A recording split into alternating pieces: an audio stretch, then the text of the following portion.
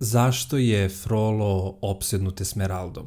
Njegova želja može zaličiti na zaljubljenost, ali nije, jer zaljubljenost podrazumeva poštovanje druge osobe.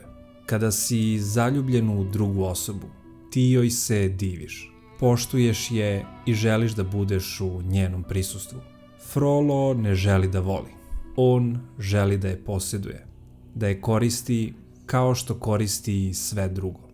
To je narcistički obrazac. Drugi postoje da bi služili. Ona ima sve ono što on nema.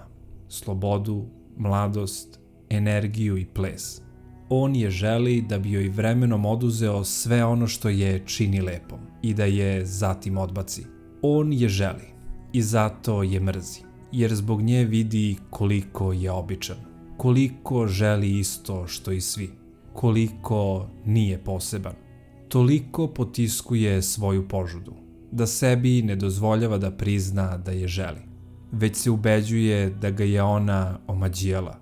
Kreće da uništava ceo grad da bi je našao i kada ju je konačno uhvatio i stavio na lomaču, postavlja joj pitanje: da li biraš mene ili smrt?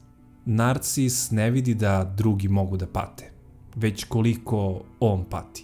Ultimatum koji joj je postavio ima isti rezultat. Ako izabere njega, zarad svog života izgubit će sebe. A ako odabere smrt, više je neće biti, pa je neće ni želeti.